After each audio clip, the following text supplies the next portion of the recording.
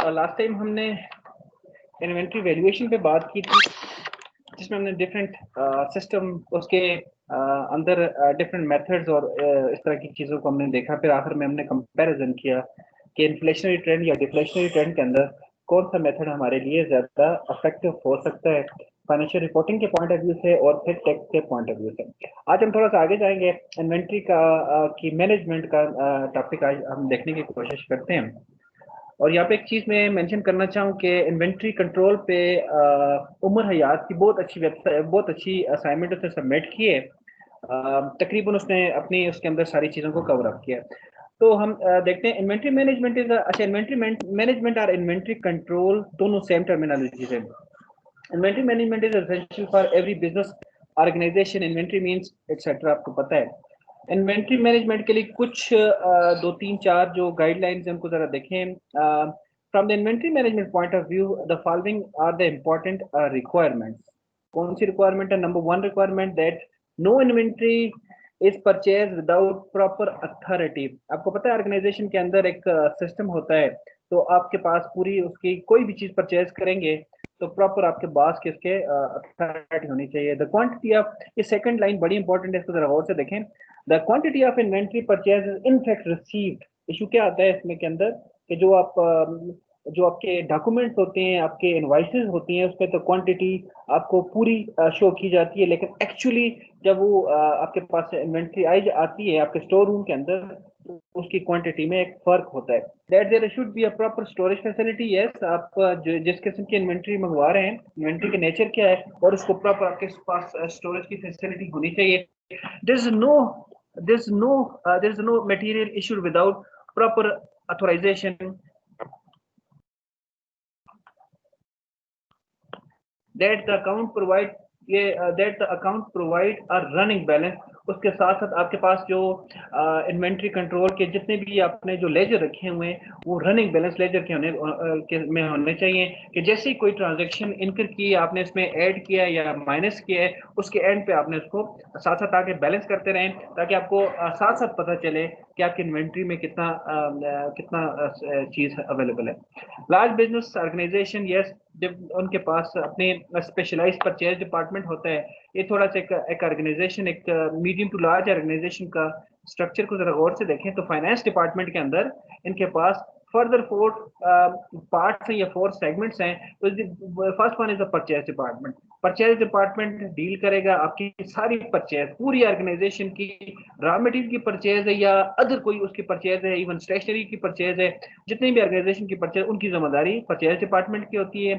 Accounts department आपके overall accounts को manage करते हैं। पेरोल डिपार्टमेंट के अंदर एम्प्लॉयज की सैलरीज, एम्प्लॉयज की पेंशन, वो सारी एम्प्लॉय रिलेटेड जितनी भी चीजें हैं उसको देखा जाता है। और आखिर में हमारे पास एक department finance department. Finance department use for the decision making. वो आपके फाइनेंशियल डाटा की बेस पे कैपिटल स्ट्रक्चर डिजाइन करना है या जो कुछ भी देखना है वो फाइनेंस किया जाता है। एक छोटा सा एक सिंपल सा एक यहाँ पे परचेज प्रोसेस को हम देखते हैं कि परचेज सिंपल ऑर्गेनाइजेशन के अंदर परचेज कैसे उसको उसका प्रोसेस होता है।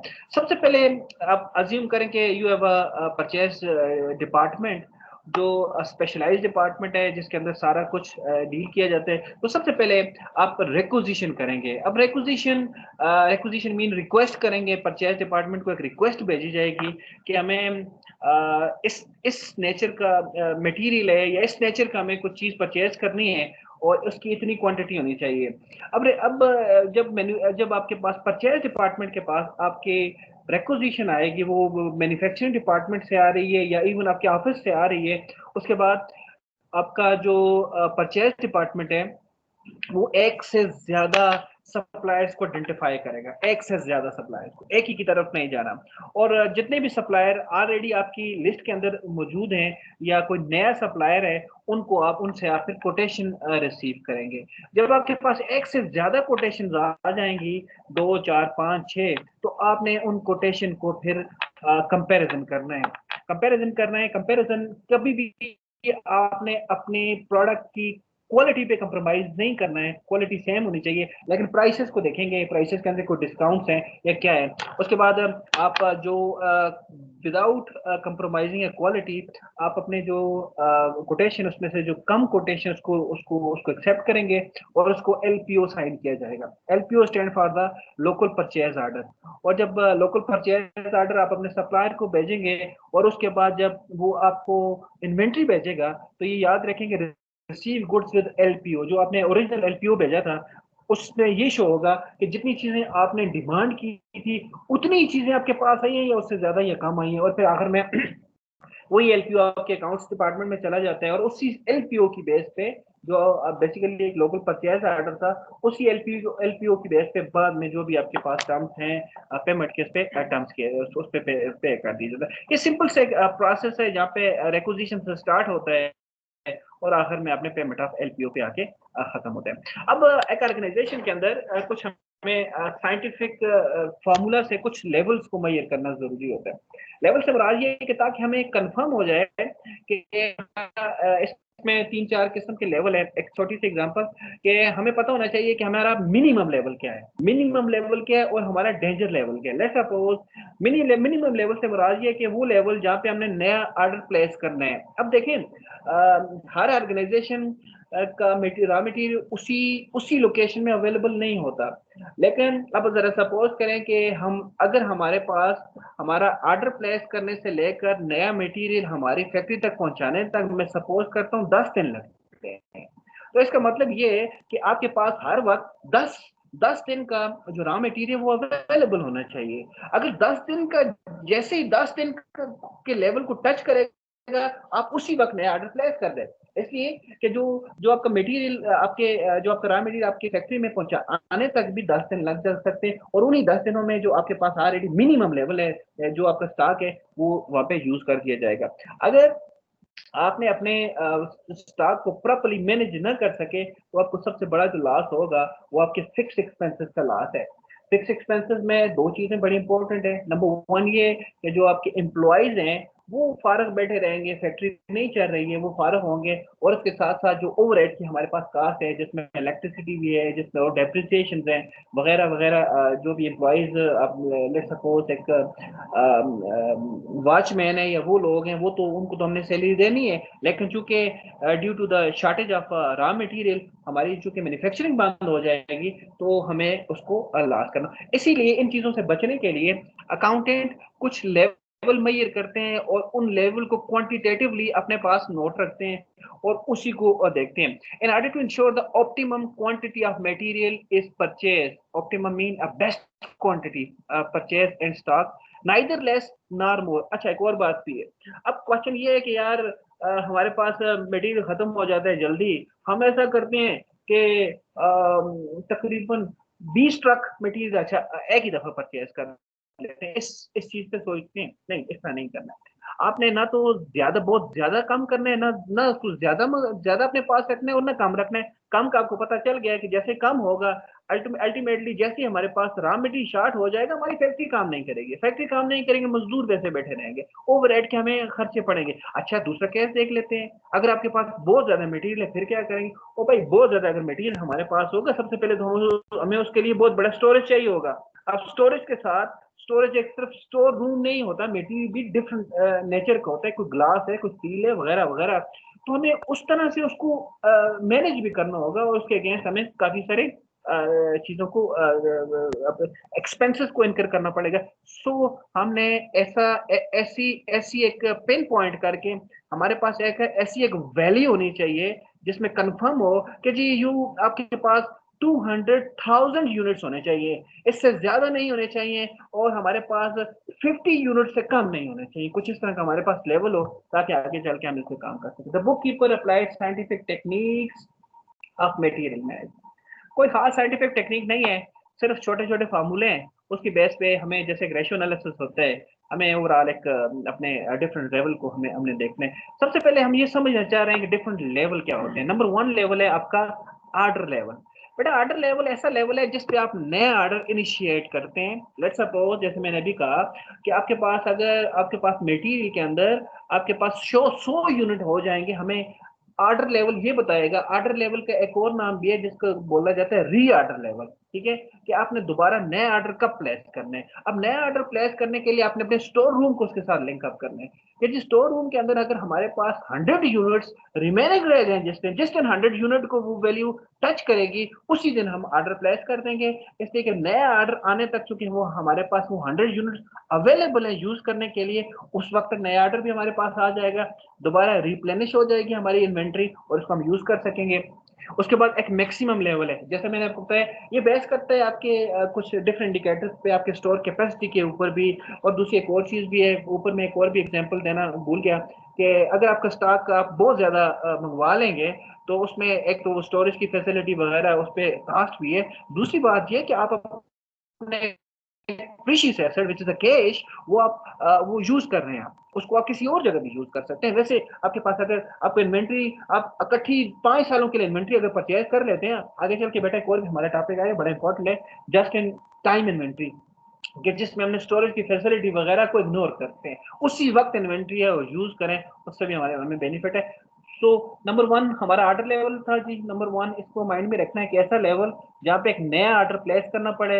नंबर 2 मैक्सिमम लेवल कि जी हाँ हमने जो ऑर्डर करना है वो मैक्सिमम कितना ऑर्डर करना है, हमारी उतनी कैपेसिटी भी है, प्लस हमने अपना प्लान किया हुआ है कि जितने हमने अपने फाइनेंशियल रिसोर्सेज तरफ डिवोट करने हैं वो भी हमारे पास हैं। उसके बाद देखिए मिनिमम लेवल है, मिनिमम लेवल और डेंजर लेवल में आपको मैं छोटा सा डिफरेंस बता देता हूँ। छोटी सी एग्जांपल है, आप यूज करते हैं गाड़ी, गाड़ी में देखें तो अगर सीएनजी यूज कर रहे हैं आप, तो उसके जो सीएनजी की स्विच की लाइट होती है वो आपको शो कर रही होती है कि आपके पास कितनी सीएनजी है। वो 3-4 उसके बल्ब होते हैं, तो आपने देखा हो गया कि मिनिमम लेवल से मुराद में यहाँ पे अगर एग्जांपल को फिट किया जाए तो आपका जो आखिरी आखिरी लाइट है ना, अगर वो येलो है तो वो मिनिमम लेवल है, येलो। लेकिन जैसे ही अगर वो रेड हो जाती है तो that is a danger level. Minimum level तो एक नॉर्मल सर्कमस्टांसेस के अंदर होता है, लेकिन याद रखें डेंजर लेवल के में ये होता है, लेट्स सपोज इन्वेंट्री के पॉइंट ऑफ व्यू से बात करें। अब अभी हम इसको कैलकुलेट करेंगे, आपको ज्यादा समझ आ जाएगा, लेकिन मैं आपको छोटा सा डिफरेंस बताना चाह रहा हूँ इन दो के दरमियान कि मिनिमम लेवल के अंदर तो आप आपके लेट्स सपोज अगर हमारी इन्वेंट्री थ्रू ट्रक्स आ रही है तो हम मिनिमम लेवल में हम उसी ट्रक्स के थ्रू ही अपनी इन्वेंट्री को मंगवाएंगे। लेकिन डेंजर लेवल ऐसा लेवल होता है जहाँ पे हमें कोई एक्स्ट्रा ऑर्डिनरी उसके लिए इंतजाम करने पड़ते हैं। जैसे अगर हमारी इन्वेंट्री थ्रू ट्रक्स आ रही है तो फिर हम ट्रक्स नहीं मंगवाएंगे, हम थोड़ा सा कम करेंगे, हम कोशिश करेंगे थ्रू एयर आ जाए, क्योंकि हमारे पास टाइम और ज्यादा कम हो जाता है। तो सिंपल डेंजर लेवल वो आपकी आपकी गाड़ी की वो रेड लाइट है जो आपको शो कर रही है कि आपके पास सिर्फ 3 से 4 किलोमीटर तक का आपके पास फ्यूल है। अब इनको डिटेल से जरा देखते हैं। नंबर 1 लेवल जो मेजर किया जाता है बहुत इंपॉर्टेंट है। और हाँ एक और पॉइंट मैं आपको छोटा सा यहाँ पे बताऊं फिर आगे चलते हैं।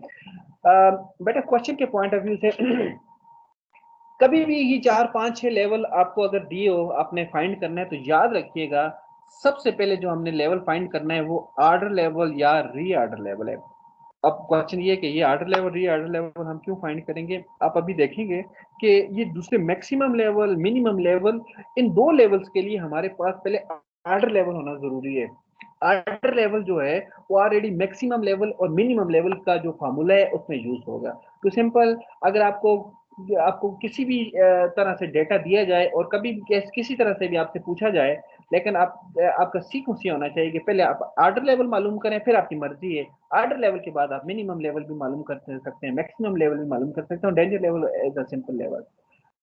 It is a order level, it is also known as a reorder level या रीऑर्डर ऑफ पॉइंट। अच्छा एक और भी माइंड में रखनी है बात, ये जो लेवल और पॉइंट भी एक ही चीज का नाम है। अच्छा सम बुक्स में लिखा होता है ऑर्डर पॉइंट, रीऑर्डर पॉइंट या ऑर्डर लेवल या स्टॉक ऑर्डर लेवल या स्टॉक ऑर्डर ऑफ पॉइंट, ये सारे एक ही चीजें।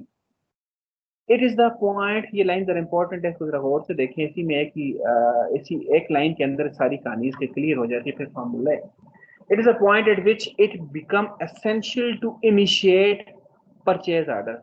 Initiate a fresh purchase order अगर लिख दिया जाए तो ज्यादा बेहतर हो जाएगा। Fresh order for its fresh, बल्कि लिखा हुआ आगे fresh order for its fresh supplier, ये भी ठीक है। मीन ऐसा पॉइंट रीऑर्डर पॉइंट या ऑर्डर पॉइंट, ऐसा पॉइंट जहां पे आपने जरूर जरूर इनिशिएट करना है, आपने जरूर अपना नया ऑर्डर प्लेस करना है। ऐसे एक आपको पता है कि नया ऑर्डर प्लेस करेंगे तो 5 मिनट में तो आपकी चीज पहुंच जाएगी नहीं, उसके दरमियान तो लीड टाइम हो सकता है 10 दिन है, 20 दिन है, महीना भी हो सकता है। तो फिर वो री ऑर्डर लेवल जो है, एक जो आपकी इन्वेंट्री का वो स्टॉक लेवल है, जो जो लीड टाइम के अंदर जितना टाइम आपका यूज होगा उतने टाइम को कंपनसेट कर दिया जाएगा इन्वेंट्री में, क्योंकि उतनी आपके पास इन्वेंट्री अवेलेबल होगी। नॉर्मली री order level is a point between maximum and minimum. ये एक टिप के तौर पे अपने माइंड में रखें। जब हम कैलकुलेशन करेंगे तो फिर हम देखेंगे कि मिनिमम और मैक्सिमम लेवल के दरमियान इसकी वैल्यू का आएगी normally. Fresh order must be place before the actual stock touch in the minimum level. देखिए मिनिमम लेवल से ऊपर सबसे, अगर इसके कैलकुलेशन करेंगे तो इसके जब आंसर आएंगे तो सबसे ज्यादा जो जो वैल्यू शो होगी हमारे पास यूनिट्स के अंदर, वो आपके पास मैक्सिमम लेवल की वैल्यू शो होगी। उसके बाद जो हमारे पास वैल्यू होगी वो री ऑर्डर लेवल की वैल्यू शो होगी, और फिर उसके बाद मिनिमम लेवल होगा, एटसेट्रा। अब इसको जरा, इसके फार्मूले को जरा देखें। फार्मूले में ऑर्डर लेवल या reorder level is equal to maximum consumption आपको दी जाएगी, मैक्सिमम कंजम्पशन। उसके बाद लीड टाइम है, और फिर उसके लीड टाइम भी मैक्सिमम लिखे हो। यहाँ पे एक दो छोटे छोटे आपको हिंट मैं दे दूं। एक चीज याद रखिएगा कि बेस सबकी सेम होनी चाहिए। लेट सपोज मैक्सिमम कंजम्पशन अगर आपको डेज में दी हुई है, सपोज करता हूँ कि जी maximum consumption for a day, अगर आपको मैक्सिमम कंजम्पशन हो सकता है फॉर अ वीक दी हो, तो फिर याद रखिएगा ये भी इसके साथ भी लीड टाइम भी ये भी उसी उसी सेम बेस में जाएगा। एक बात। दूसरा पॉइंट ये याद रखिएगा कि आगे चल के हम अभी देखेंगे मैक्सिमम कंजम्पशन भी होती है, मिनिमम कंजम्पशन भी होती है, और एवरेज कंजम्पशन भी होती है। अब जरा देखें ये जो लीड टाइम है या कुछ भी आपका वेरिएबल है जिसको हम मैक्सिमम कंजम्पशन के साथ मल्टीप्लाई कर रहे हैं, तो याद रखिएगा ये भी ऑटोमेटिकली मैक्सिमम हो जाएगा आपके पास। याद रखें कि आपके पास कंजम्पशन भी तीनों तरह से होगी, मिनिमम कंजम्पशन भी अवेलेबल होगी, मैक्सिमम कंजम्पशन भी अवेलेबल होगी, और सम केसेस के अंदर आपको सिर्फ दो ही दी जाएगी, मिनिमम और मैक्सिमम कंजम्पशन दी जाएगी। तो उसकी एवरेज कंजम्पशन आप कैलकुलेट कर सकते हैं इसी तरह से। अच्छा, एवरेज कैसे कैलकुलेट करेंगे आप? मिनिमम कंजम्पशन को plus maximum consumption divided by 2 कर देंगे, आपके पास एवरेज आ जाएगी, या तीनों भी सम टाइम आपको दी जाएंगी। इसी तरह से हमारे पास, और आपको पता है ना, देखें लीड टाइम है या कंजम्पशन है, ये कभी भी एक एब्सोल्यूट ये पिन पॉइंट आपको वैल्यू नहीं बताई जा सकती। देखो लीड टाइम के अंदर एक चीज कराची से यहाँ तक आनी है तो आपको रेंज बताई जाएगी कि ये इसमें 2 दिन लगते हैं या 3 दिन लगते हैं, इस तरह का रेंज होगा। अगर 2 to 3 का लिखा हुआ है, दिस मीन्स कि 2 इज अ मिनिमम टाइम और 3 इज अ मैक्सिमम टाइम। जितना थ्री टाइम हमारा। इसी तरह से कंजम्पशन भी देखो, फैक्ट्री के अंदर कभी भी ऐसे नहीं होता, किसी भी फैक्ट्री के अंदर, कि एग्जैक्ट उतनी ही वैल्यू को प्रोसेस रोज करते हैं। सम टाइम आपका मटेरियल ज्यादा यूज हो जाता है, सम टाइम मटेरियल कम यूज हो जाता है। फिर जो हमारे पास रिकॉर्ड होता है साल का या 6 महीने के, उसकी बेस पे हम वैल्यू अपनी आइडेंटिफाई करते हैं कि जी हमें ऑन एवरेज हमारा ये अंदाजा है कि हमारा जो मटेरियल है वो 400 केजी मिनिमम यूज होता है और maximum 500 KG per week use होता है, इस तरह की चीज। टू कट स्टोरी शॉर्ट, मैं जो पॉइंट 2 में रेस करना चाह रहा था वो ये है कि पहला पॉइंट ये याद रखें कि अगर आपके पास इस इन फार्मूला के अंदर कोई मैक्सिमम कंजम्पशन या मैक्सिमम की बात हो, तो याद रखें वहां पे कोई चीज अगर मल्टीप्लाई होगी, लीड टाइम मल्टीप्लायर है, वो भी मैक्सिमम ही होगा। अगर ये भी मैक्सिमम है तो ये भी मैक्सिमम। अगर सपोज करें यहाँ पे अगर मिनिमम लिखा होता है, मिनिमम कंजम्पशन, तो यहाँ पे लीड टाइम के साथ नहीं मेंशन किया जाता नॉर्मली तो, लेकिन ये अंडरस्टूड बात है कि चूंकि आपकी कंजम्पशन मिनिमम है तो आप भी मिनिमम हो गया, एक पॉइंट। और दूसरा पॉइंट मैंने आपको बताया, the maximum consumption is the maximum quantity of the material is expected to be consumed in a day, week or a month। ये आपको इसमें, अच्छा सम टाइम याद रखें कि कुछ ऐसा अगर क्वेश्चन आए उसमें बात भी करेंगे उस वक्त, लेकिन जिसके अंदर उनकी बेसिस सेम ना हो। एक का डेटा आपको वीक्स में दिया हुआ है, दूसरे का डेटा आपको डेज में दिया हुआ है, तो उसके लिए हल्की सी छोटा सा सिर्फ अपना एक याद रखें कि जो हमारे पास छोटी बेस है, हम बड़ी बेस को भी छोटी बेस में कन्वर्ट कर देते हैं, और चूंकि बेसिस फिर जितने भी एलिमेंट्स ऑफ द फार्मूला है, फार्मूले के अंदर जो जो भी चीजें यूज की हुई हैं उनकी सबकी बेसिस को एक करेंगे, फिर उसको हम यूज करेंगे। लीड टाइम क्या है? This is the estimated time, ये देखें, this is the estimated period in number of days, week, month, कुछ हो सकते हैं, which is a necessary required for the placing an order, एक ऑर्डर को प्लेस करने से लेकर and finally receive goods receive in your store.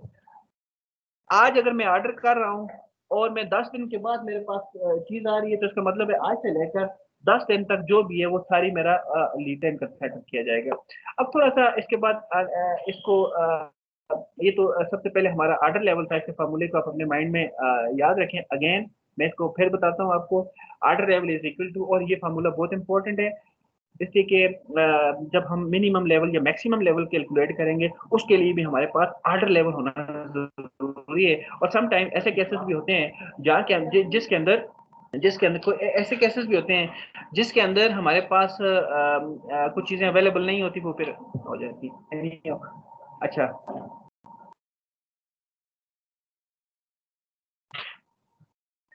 अच्छा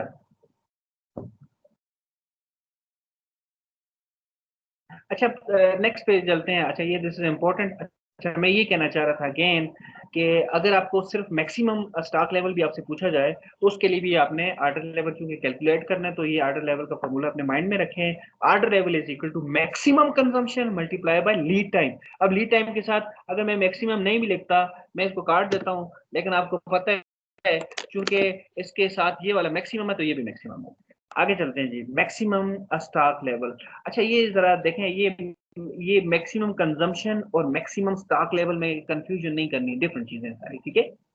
अब मैक्सिमम स्टॉक लेवल, मैंने पहले एक स्टॉक लेवल कैलकुलेट किया जो मुझे ये बताएगा कि जब इस तक टच होगा, एक ऑर्डर लेवल इस तक टच होगा जो मिनिमम लेवल से ऊपर होगा। लेट सपोज अगर मिनिमम लेवल 120 है तो इसका मतलब है ऑर्डर लेवल जो होगा वो 150 होगा। जब 150 होगा तो मैं नया ऑर्डर प्लेस कर दूंगा।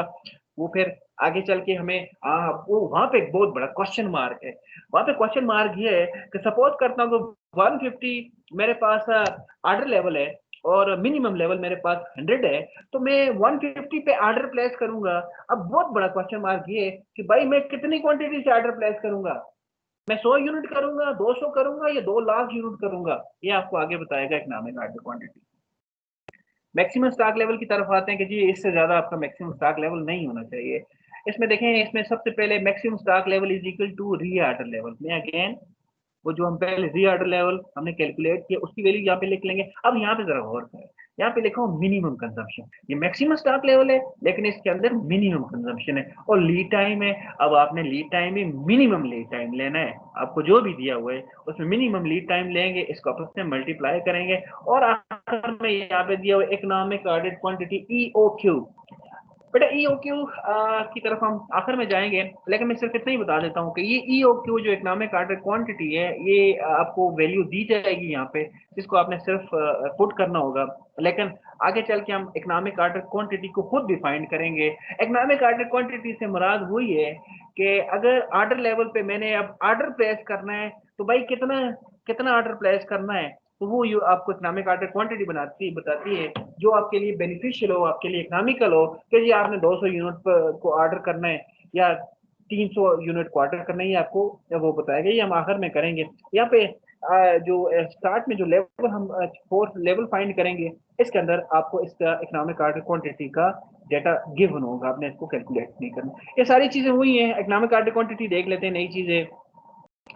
Economic order quantity is the level where the order will be most economical for organization। देखें कि जी अगर आपने 200 यूनिट का ऑर्डर प्लेस किया है, उसमें हम आगे देखेंगे उसमें भी दो किस्म की चीजें हमारे पास आती हैं, उसको हम आगे देखेंगे। एक ऑर्डरिंग कास्ट होती है और एक होल्डिंग कास्ट होती है। इसके बाद तीसरी चीज है मिनिमम फार्मूला, मिनिमम लेवल। इसमें मेरे ख्याल से उमर ने काफी अच्छा काम किया अपनी उसमें असाइनमेंट में, तो इसमें सिर्फ आपको फार्मूले ही माइंड में रखने हैं, फार्मूले की बेस पे ही आपने उसको लेके जाना है। अब आ जाए इसमें minimum stock level. Minimum stock level is equal to reorder level. देखो री ऑर्डर लेवल यहाँ पे भी है, ये ऊपर भी जैसे री ऑर्डर लेवल था। मैक्सिमम के अंदर मिनिमम कंजम्पशन थी, लीड टाइम तो मल्टीप्लाई करता है, लेकिन मैक्सिमम के अंदर इकोनॉमिक ऑर्डर क्वांटिटी का एलिमेंट भी अवेलेबल था। लेकिन इसमें आ जाए इसमें जो मिनिमम स्टॉक लेवल है इसमें इसी तरह री ऑर्डर लेवल है, उसके बाद माइनस है, यहाँ पे भी आके देखें यहाँ पे भी माइनस है, दोनों में हम मैक्सिमम लेवल और मिनिमम लेवल दोनों को हम इकट्ठा स्टडी करते हैं। इसमें आके देखें तो मैक्सिमम लेवल के लिए हमारे पास मिनिमम कंजम्पशन चाहिए होती है, मैक्सिमम नहीं चाहिए होती, मैक्सिमम में एक स्टेप बिलो चाहिए होती है मिनिमम एवरेज। और इसमें आगे देख लें तो इसमें हमें एवरेज कंजम्पशन चाहिए। अब देखें टाइम, लीड टाइम हमें एवरेज चाहिए। अब सपोज करते हैं आपके पास 4 to 6 उसमें दिया हुआ है कि your lead time is 4 to 6 days, तो उसका एवरेज कैलकुलेट करना हमारे लिए बड़ा आसान है। 4 + 6 = 10 बन जाएगा, डिवाइड बाई 2 करें तो 5, तो हम यहाँ पे लीड टाइम 5 यूज करेंगे। ये 3 फार्मूले, इसमें ये सारी चीजें हमने देख ली हैं, दोबारा दोबारा रिपीट हो रही हैं। डेंजर लेवल मैंने आपको बताया, this is a minimum level के इससे नीचे नहीं होना चाहिए भाई, इससे नीचे जब होगा तो एक खतरा है, किसी वक्त भी आपका स्टॉक आउट हो सकता है, तो that is a danger level. Danger level को जरा पढ़ लेते हैं। The danger level is the below minimum level and represent a stage where immediate steps are taken for the getting stock replenish, कि जी वहां पे आपको जल्दी जल्दी इफेक्ट करना है। अब ये नहीं सोचना कि गाड़ी की रेड लाइट हो जा रही है, पहले ऐसा करते हैं ये एक छोटा सा काम करके फिर आके उसको रिफिल करेंगे, नहीं। अब आपने, आपकी प्रायोरिटी आपकी ये होनी चाहिए कि आप अपना जो जो भी है उसको उसको रिप्लेनिश करें, उसको रिफिल करें दोबारा से। इसमें देखें डेंजर लेवल के अंदर बड़ा सिंपल सा फॉर्मूला है, danger level is equal to average consumption multiply by emergency time. देखो यहाँ पे हमने लीड टाइम नहीं लिखा, मैंने आपको वही डिफरेंस बताया है। डिफरेंस ये है कि लीड टाइम तो एक नॉर्मल टाइम होता है जहाँ पे आपको नॉर्मल आपको कास्ट आप पे करते हैं और आपका जो भी प्रोडक्ट है वो आपके स्टोर के अंदर आ जाता है। लेकिन इमरजेंसी टाइम के अंदर आपने नॉर्मल नहीं पे करना, आपने उसके कोई अदर अल्टरनेटिव की तरफ जाना है जो जल्दी से, चूंकि एक इमरजेंसी सूरत हाल है, जैसा कि मैंने एग्जांपल दी है कि अगर आप नॉर्मली ट्रक के बाय रोड आपका इन्वेंट्री आ रहा है, तो अभी फिर बाय एयर या बाय ट्रेन जो बाय रोड से ज्यादा क्विक हो उसको हम यूज करेंगे। अब इसके एक सिंपल इसका क्वेश्चन को देखते हैं। क्वेश्चन में जस्ट पुटिंग द वैल्यूज, सिर्फ इसमें समझना क्या है, जो आपकी क्वेश्चन है उसका डेटा समझना है।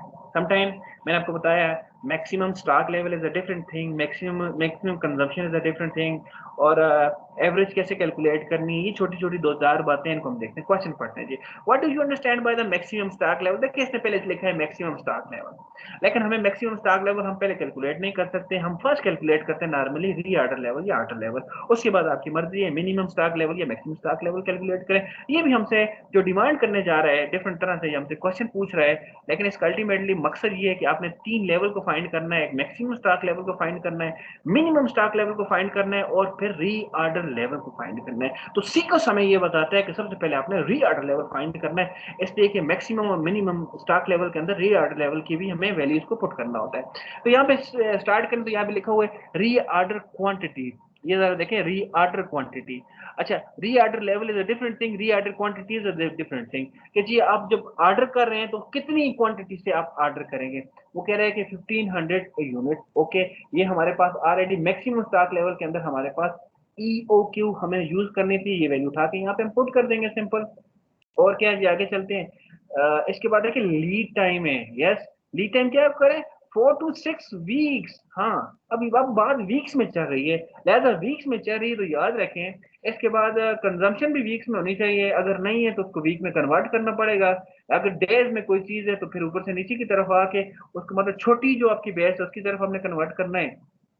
तो इसकी चूंकि 4 to 6 वीक्स आपका लीड टाइम है, तो इसका एवरेज इसने गिवन नहीं है, तो हम एवरेज कैलकुलेट कर सकते हैं। 4 + 6 = 10 डिवाइडेड बाय 2, दो का एवरेज बन जाएगा, आपस में 5 आ जाएगा, उसको हम देखेंगे। उसके बाद देखिए ये लिखा हुआ है maximum consumption 400 units per week, इसका मतलब ये है कि उसका आपको कंजम्पशन भी, मैक्सिमम कंजम्पशन भी आपको वीक में दीजिए, लिहाजा आपके लिए कोई मसला नहीं है, आपका लीड टाइम भी वीक्स के अंदर है और आपकी कंजम्पशन भी आपकी उसके अंदर है, ठीक है।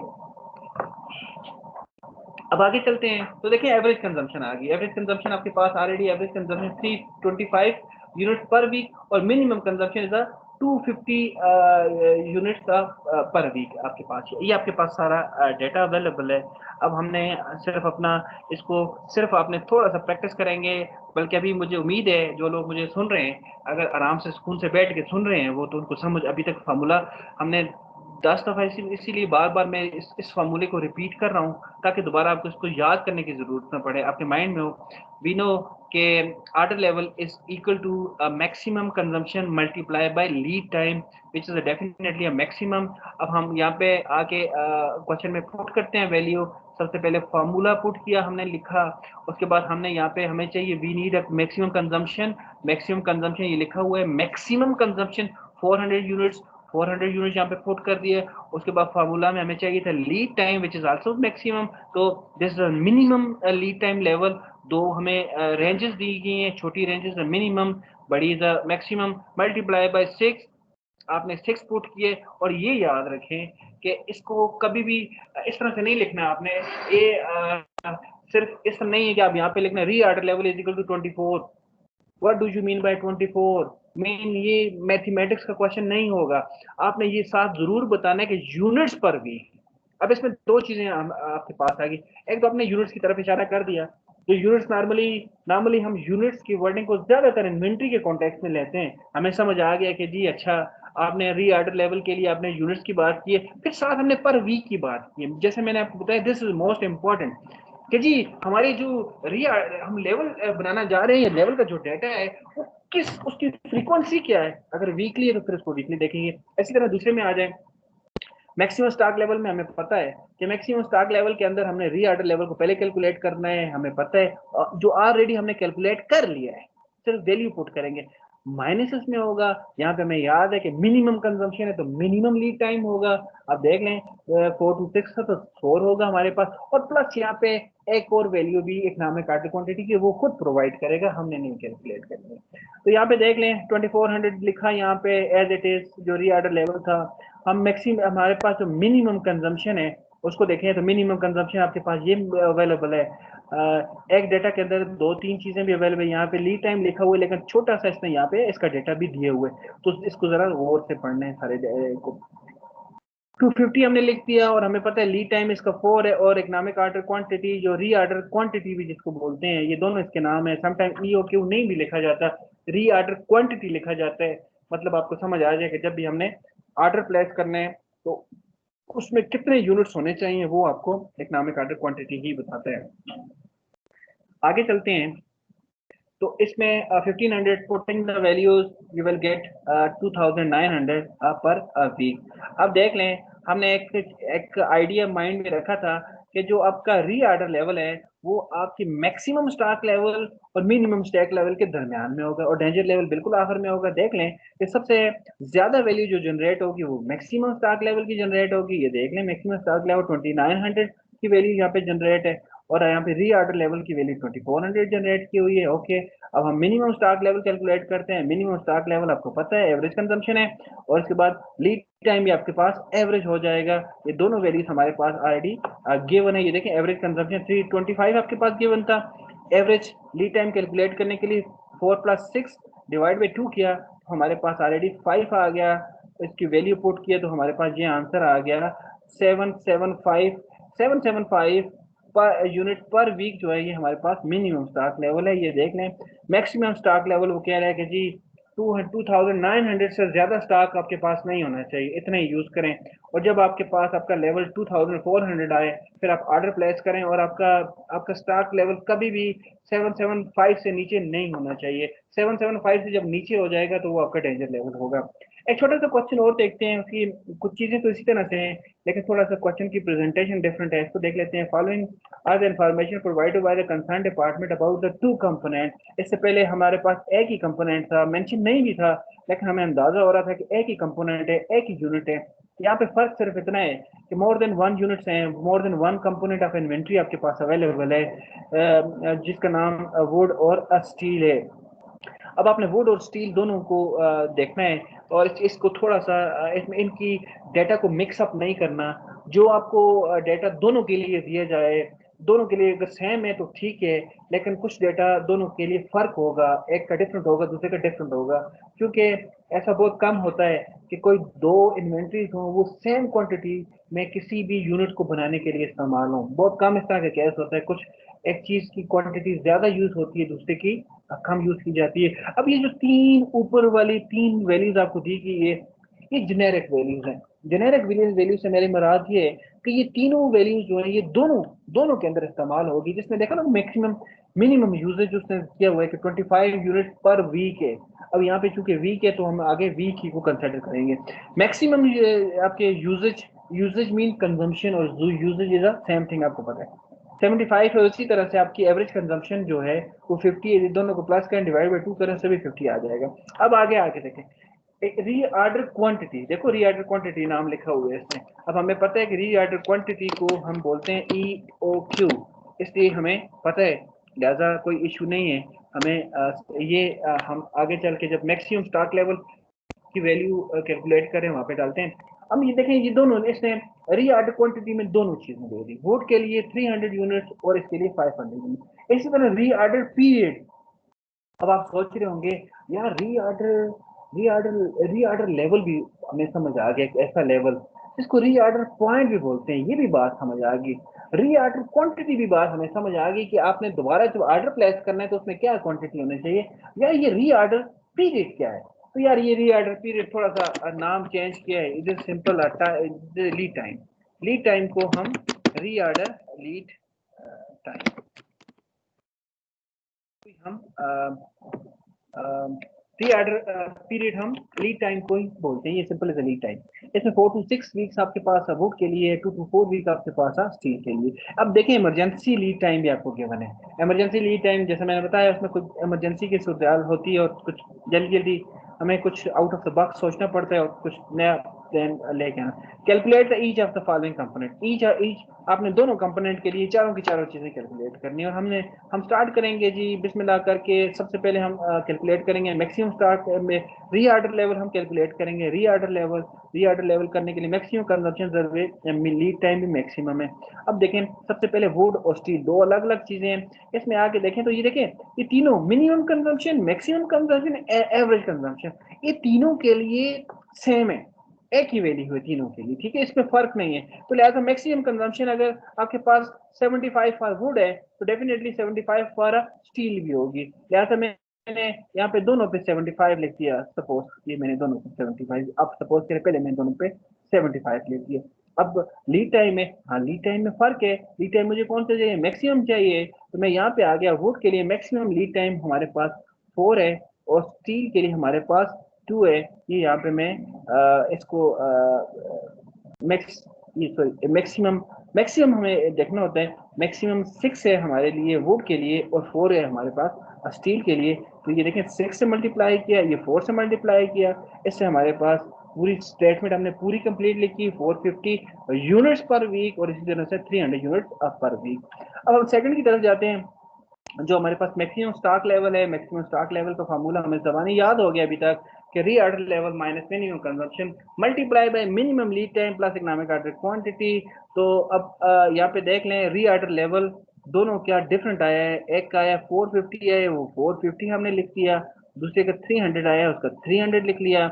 इसके अंदर आ गया मिनिमम कंजम्पशन। अब ये भी दोनों की सेम है, मिनिमम कंजम्पशन दोनों की सेम है। ये 25 है वुड के लिए भी और स्टील के लिए भी। मैंने दोनों का यहाँ पे देखो 2500 दोनों का मैंने यहाँ पे मेंशन कर दिया। अब उसके बाद लीड टाइम है और चूंकि आपके पास मिनिमम कंजम्पशन के साथ मल्टीप्लाई हो रहा है तो लीड टाइम भी मिनिमम कंसिडर किया जाएगा। मिनिमम लीड टाइम यहाँ पे 4 और यहाँ पे आपके पास 2 है, तो ये 4 और 2 हमने यहाँ पे लिख दिए। और लेकिन आखिर में हमारे पास इसकी इकोनॉमिक ऑर्डर क्वांटिटी भी अवेलेबल है। इकोनॉमिक ऑर्डर क्वांटिटी जिसको री ऑर्डर क्वांटिटी हम बोला है, ये 300 फारा वुड है और 500 फारा स्टील है। तो देख लें 300 फॉर वुड है और 500 फारा स्टील है। मल्टीप्लाई प्लस माइनस करें तो आपके पास ये इसका आंसर रिपोर्ट हो रहा है। अब इसके बाद जो थर्ड चीज़ है that is minimum stock level. Minimum stock level आप कैलकुलेट करना, आपको पता है कि आपने री order level average consumption multiply by time और डेफिनेटली ये भी आपका एवरेज। और यहाँ पे जो आपको बताया गया है ये सिंपल सा फार्मूला है, ये आप हर जगह यूज़ कर सकते हैं। कभी भी कोई एवरेज कैलकुलेट करनी है तो आपके पास एवरेज कैलकुलेट करने के लिए दोनों एक्सट्रीम्स होंगे, एक मिनिमम एक्सट्रीम होगा, एक मैक्सिमम एक्सट्रीम होगा। दोनों को प्लस करें डिवाइडेड बाई 2 करें तो आपके पास आंसर जनरेट हो सकते हैं। इसमें देख लें अब जैसे ही हमारे पास जो री ऑर्डर लेवल कैलकुलेट हुआ था यहाँ पे उसमें देख लें 450 300 हमने यहाँ पे पुट किया। और इसी के साथ साथ फिर हमने हम चले गए मिनिमम हमें कंजम्पशन चाहिए, दोनों के लिए 50-50 अवेलेबल है। हमने यहाँ पे भी 50 पुट किया, यहाँ पे भी 50 पुट किया। अब हमें पता है कि चूंकि एवरेज कंजम्पशन आपके पास चल रही है, फिर उसके बाद लीड टाइम भी एवरेज ही होगा। यहाँ पे हमारे पास एवरेज लीड टाइम गिवन नहीं है। इसका एवरेज क्या होगा, इसका एवरेज 5 हो जाएगा, इसका एवरेज 3 हो जाएगा। हमने 5 और 3 यहाँ पे लिख लिया। क्वेश्चन ये 5 कैसे होगा, 5 ऐसे होगा कि 4 + 6 = 10 बनता है, इसको डिवाइड बाई 2 करें तो 5 आ जाता है। यहाँ पे 2 + 4 = 6 बनता है, इसको डिवाइड बाई 2 करें तो ये आपके पास ऑलरेडी 3 आ जाते हैं। इसी तरह से आप बाकी भी आप इसको कैलकुलेट कर सकते हैं। चलें इसको भी देख लेते हैं, आखिरी डेंजर लेवल को देखते हैं। Danger level is a very simple. Danger level के अंदर हमारे पास सिंपल फार्मूला है, average consumption multiply by emergency time. Average consumption आपको गिवन है 50 और साथ साथ आपको इमरजेंसी टाइम भी गिवन है, एक के लिए 2 है, दूसरे के लिए 1 है। तो इसमें मैंने देखा है इसमें ये अपना डेंजर लेवल को कैलकुलेट करने के लिए जो जो हमारे पास इमरजेंसी लीड टाइम होता है वो नॉर्मली एक ही आपको वैल्यू दी जाती है। उसमें हमारे पास कोई मैक्सिमम मिनिमम और इवन कोई एवरेज नहीं कैलकुलेट की जाती, क्योंकि इमरजेंसी है, एक ही टाइम आपके पास गिवन होता है। या प्लस इसके साथ मल्टीप्लाई करेंगे तो हमारे पास आंसर आ जाएगा। उसके बाद एक और क्वेश्चन है, उसको मैं थोड़ा सा आपको समझाता हूँ। इसके अंदर हमें करना क्या है, इसी तरह से कोई नई चीज़ नहीं है, सिर्फ डेटा की रिप्रेजेंटेशन या प्रेजेंटेशन जो है वो थोड़ी फर्क की हुई है। और प्लस ये कि यहाँ पे प्रोडक्ट जो है आपके पास एक नहीं, दो नहीं, अब ये 3 प्रोडक्ट केस है। आपने अलग अलग कैलकुलेट करना है इसमें के अंदर। तो देखें जरा हमारा डेटा क्या क्या बता रहा है। डेटा बता रहा है कि आपके प्रोडक्ट का नाम, जो आपके जो raw material, not a product, जो रॉ मटेरियल है उसका प्रोडक्ट सप्लाई, वो 3 किस्म का आपके पास है, ABC। ठीक हो गया। Maximum usages per unit product जो है आपके पास, मैक्सिमम कंजम्पशन जिसको हम बोलते हैं 1000, 3000 और 2000। ओके। मिनिमम कंजम्पशन आपके पास 500 है, 1500 एंड 1000 है। अब इन दो की बेस पे आप एवरेज कंजम्पशन कैलकुलेट कर सकते हैं। अगर कहीं पे एवरेज कंजम्पशन जैसे हम कैलकुलेट करते हैं मिनिमम स्टॉक लेवल के अंदर फार्मूले में कैलकुलेट करते हैं, तो आप इसकी एवरेज कैलकुलेट कर सकते हैं। इसकी एवरेज 750 बनेगी, 1000 प्लस 500 डिवाइड बाई 2। इसी तरह से इसकी भी और इसकी भी आप कैलकुलेट कर सकते हैं। ये री ऑर्डर क्वांटिटी आपके पास है। यस, री order quantity is economic order quantity. ये भी तीनों का आपके पास आगे बने। प्राइस पर केजी, तो भाई प्राइस पर केजी अभी तक हमने यूज नहीं किया। आगे चल के एक हमारे पास एरिया जरूर आएगा जिसको हम फंक्शनल बजट बोलते हैं, उसके अंदर प्राइसेस को यूज किया जाता है, लेकिन इसमें नहीं यूज किया जाता। Delivery period is a lead time. वो कह रहे हैं मिनिमम ये, एवरेज ये और मैक्सिमम ये, और इसके साथ साथ आपके पास डेंजर लेवल भी आपको दिया हुआ है। मीन ये सारी चीजें एक्सेप्ट प्राइस पर केजी के को छोड़ के बाकी जितने भी एलिमेंट्स हैं ये आपको कॉलम वाइज दिए हुए हैं और इसको आप यूज करेंगे, लेकिन 3 के लिए यूज करेंगे। इसी तरह से देख लें यहाँ पे भी इसी तरह से कि ये क्योंकि अब हमारे पास 3 प्रोडक्ट्स हैं, तो पहले हम 1 के लिए कैलकुलेट करेंगे, फिर ए के लिए कैलकुलेट करेंगे। सबसे पहले पहले हमने कैलकुलेट करना है री ऑर्डर लेवल। अगर कैलकुलेट करना है तो सबसे पहले हम ए के लिए कैलकुलेट करेंगे। चलें ए के लिए कैलकुलेट कर देते हैं। Maximum consumption multiply by lead time, तो हमारे पास कंजम्पशन यहाँ पे थी, yes this is maximum consumption 1000, और लीड टाइम हमारे पास ये, इसमें भी मैक्सिमम ही यूज होगा। ए के सामने जाके देख लें